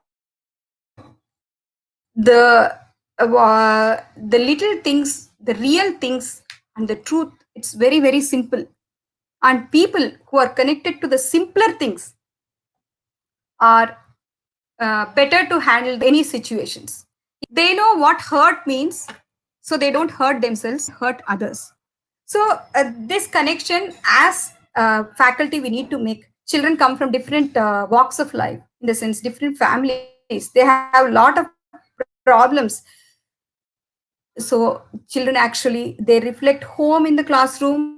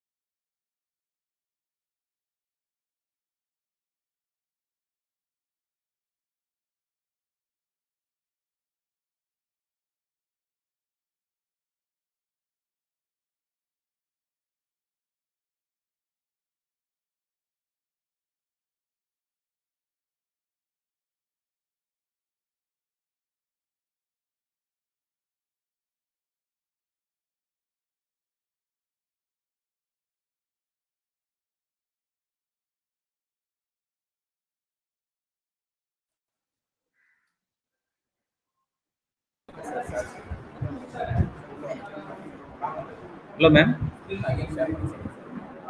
Ma'am, is it audible, ma'am? See me? Yes, ma'am. Hello? Yes, ma'am. We can able to see you. Yes, ma'am. Yeah. Yes, ma'am. Ah. Ma'am, you can go for presentation. Yeah. Yeah. Yeah, I'll share it. Ma'am, share your screen. Yeah. Yeah, I will.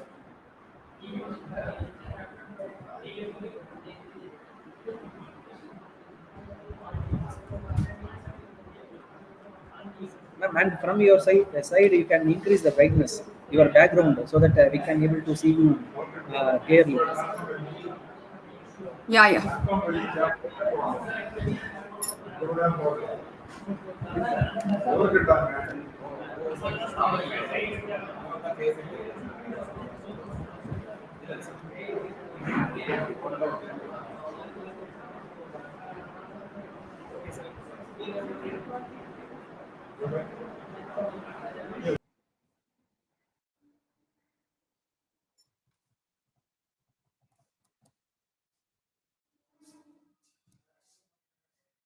Hello?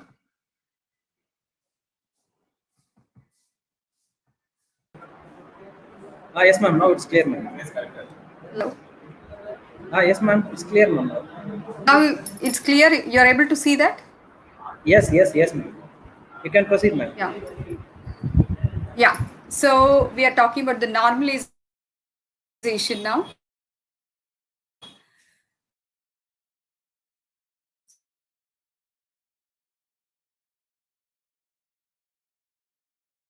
So what is normalization is like treating all the abnormal behaviors as normal. It happens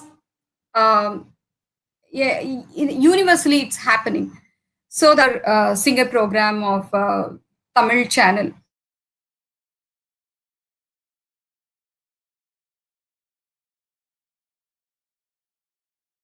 I was in one of my friend's house, and the anchor, she was really motivating a young singer, and she said, like, maybe the anchor,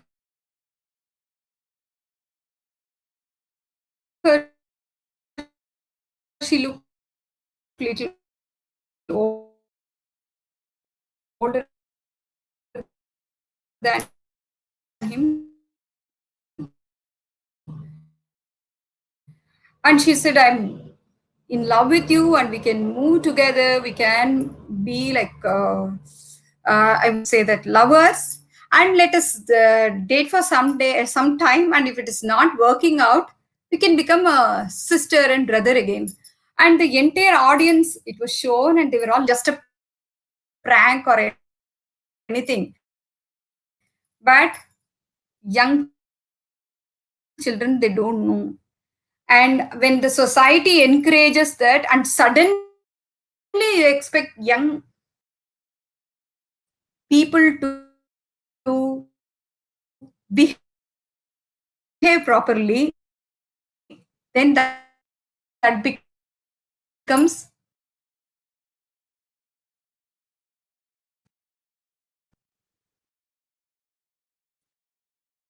uh, uh, I must say that a real challenge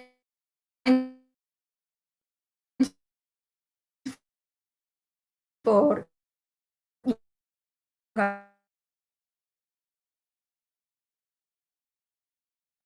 adults.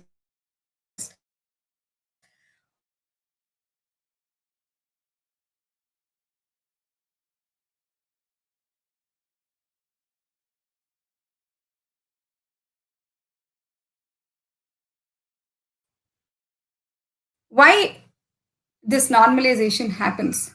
Because on and off the anchors or the and there's doing something different has thrown them into a different gamut altogether, and this kind of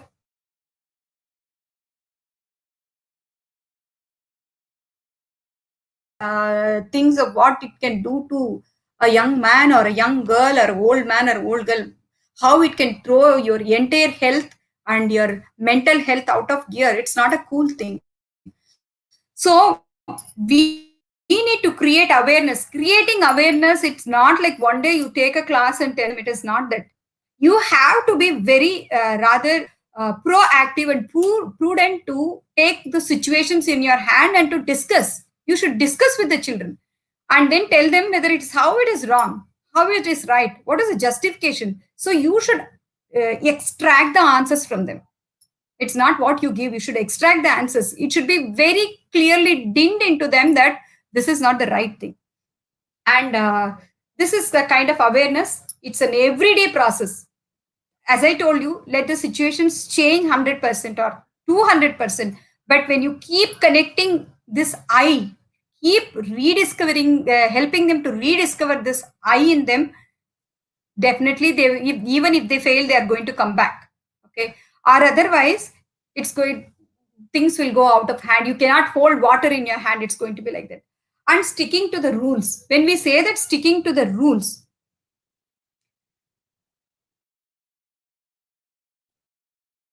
we have to do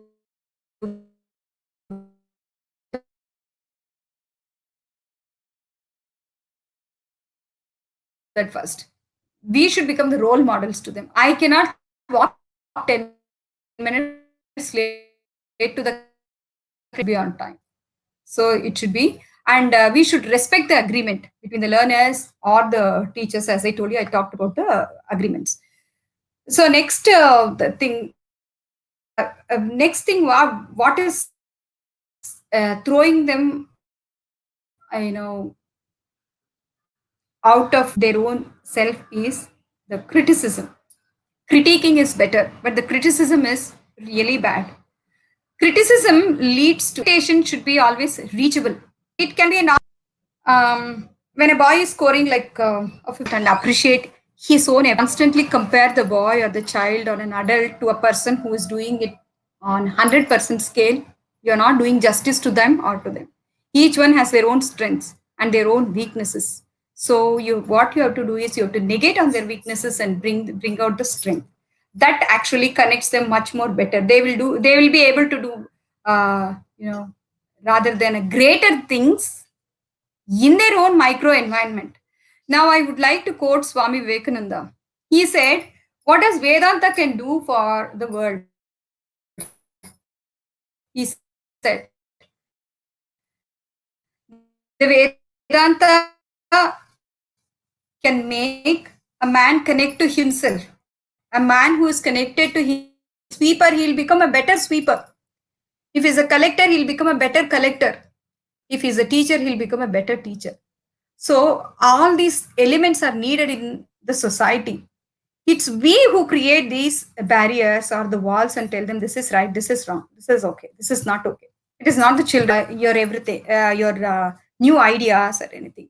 As I told you, we should, as I would like to, as H.W. Longfellow told, we should have the time to stand and stare at things, yes, and learn from them. When we are not doing that, we cannot expect the young adults to do the same. So whenever you make a speech or you talk to them, it should inspire them. It shouldn't become a rotary or routine to them. You should make them inspire. When you are not able to inspire them through your speech, it means that your speech is not matching your action. And one more thing, what we as adults we hold is the grudges. We fail to forget that the nature keeps changing. Yes, it's Adi Shankara said, Brahma Satya Jagat Mithya. Everything, the situations, the entire environment, it keeps changing. It's not like it's time immemorial. It is going on changing. It will not stand still. Yes, what stands still is this force which is holding the entire universe. That is the only thing which is not changing. But other things, they keep changing. Yes, in this changing environment, people also change. Children also would like to change. When you make them more and more and connect to themselves, to the inner voices, they keep changing. And you should be able to forgive their past faults and then take them entirely into hand. When you forgive, the entire nature actually it enjoys. You enjoy the process. And the returns can be very joyful, which when you are very in a joyful state, you will be passing on the same thing. If you are not joyous, how can you pass on the joyous state to the other selves? It cannot be. So you can always connect them to the reality. Always the world is there to throw challenges. It's not going to be, it can be a cakewalk for few people. I do accept it. So the karmic theory says that it can be, but it may not be for 90% of the people. Does it mean that you should fail? What is, when we fail to tell them that always a failure is a bend, it's not the end of the road, it's just a bend. You should really bend yourself to that and proceed ahead. When we fail to tell them, they go for external gratifications. So even now we can really quote people or take examples of real life heroes who don't need anything from the world. They just do their job. It's we who fail to show them. Now, I would like to give my own example. As we were developing curriculum, probably in the year 2018, there was this hot topic of climate change. And lot of parent presentations were happening. And everywhere, one person was very evident in the presentation was Greta Thunberg. And all the people, they talked about her, how she cuts classes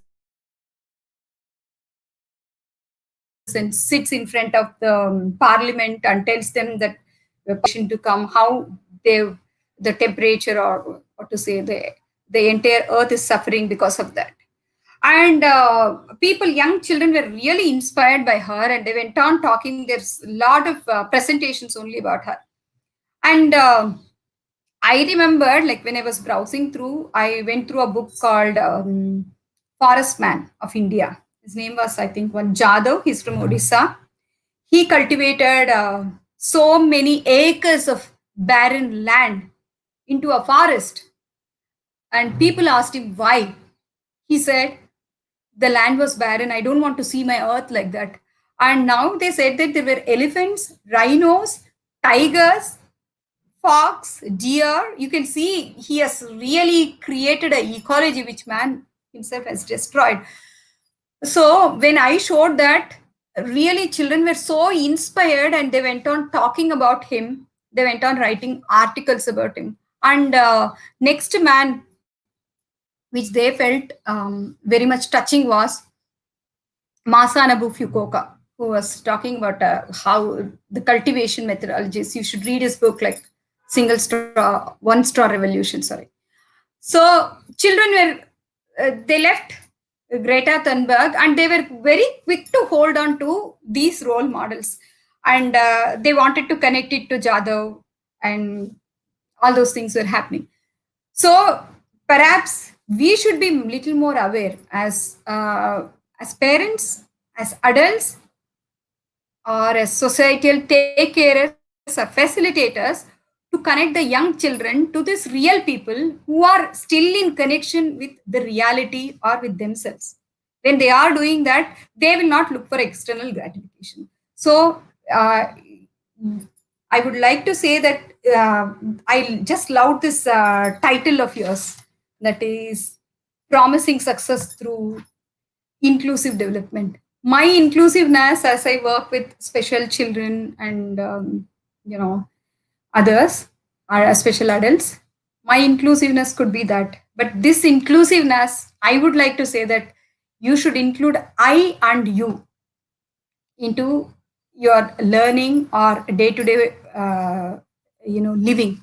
If this is connected very well, our future looks very, very bright.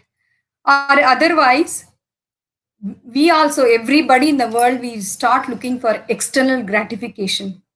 And when the external gratification, when a opposite person appreciates what I'm doing, I'm very happy, I'm exhilarated, I'm really going to celebrate it. But the other person is going to say that, my God, you're a trash. I'm going to believe that. When they say that, I need all the other people to, or to say that all other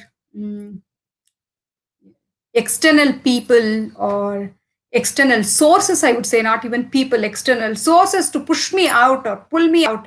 It is like, I want to bake a cake. I need to add baking soda or baking powder. The cake needs leavening agents and sugar, this much of thing, and everything to make it is nice, fluffy, and all that. It's such a complicated process. It has to be heated into this much of, it has to be kept into the, what do you call it, an oven, and you need to wait for so many hours to real get out of the sweet. But the same gratification can be got from a simple sweet your grandmother or your payasam your mother makes. Okay, it gives you the same satisfaction, but the effects are, it's more nourishing, it's more full. It actually livens you up. It has got all those nourishing qualities, right? So when we have this, and I would like to quote Ramakrishna Paramahansa here, he would say that whenever you give what you would say, sugar candy juice, sugar cane juice to a person, he is not going to drink a plain sugar juice again. He's going to ask for that because the taste is more. You should show them the taste, or otherwise they will go whatever is available for them. You should make it available. It is all in our hands. The situations are changing, but at the same time, it gives us lot of learning experiences. So connecting the dots is a key to knowing yourself or rediscovering yourself or helping them to rediscover themselves. Connecting the dots. Every situation offers you. No situation is good or bad. It's how you handle it, as Sundar Pichai said. It's how you handle it. So when you are able to separate the situation and them, for them, they are able to see with a clear vision, and they will make decisions which can go ahead in making them a holistic person. Thank you. And thanks for the opportunity.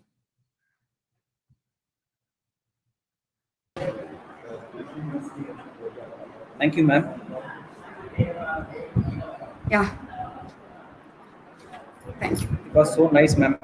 But just only because of that network issue, Yeah, thank you. I think we missed a lot. I think so. Yeah. Instead of that, as you Okay, mentioned, sorry. you are we are able to experience that as a you are an because you prepared action speaks more than a word. Okay, you have given a less number of words, but your action, okay, that has given like anything. Thank you so ma'am. much. So as you mentioned, I hear we all have to rediscover what existing in us. Okay, so here I'm excluding the word I. So on behalf of our management, on behalf of our entire department, okay, I here I'm using the word I. It's a special thank to Shita Lakshmi has given an inspirational talk, wonderful thought-provoking lecture Yeah. on rediscovering existing person. Uh, I think you are not from a single discipline because you almost touched all like physics, mathematics, all. I think only chemistry you left out, like symmetry, force, all psychological concept, Bhagavad Gita, normalization, learning concept, adaptation, how to handle situations. Like then we have covered, I think, almost all the area. Thank you, ma'am. Thank you very much. To mention a few, as you mentioned, it's a root or crown. Okay, that is what the key thing. And then once if you fail to adapt, you perish. That was a key what you mentioned. So that was what I am thinking from the first. And then adaptation. Adaptation is the key to the reality. Okay, and then what is the inspiration, what is the learning, okay, how to respect the agreement. Thank you, ma'am. Thank you. Thanks for your as you mentioned, seva. Okay, thank you, ma'am. Thank you. Thanks a lot. On behalf of our entire department, it's my pleasure to thank. Thank you, ma'am.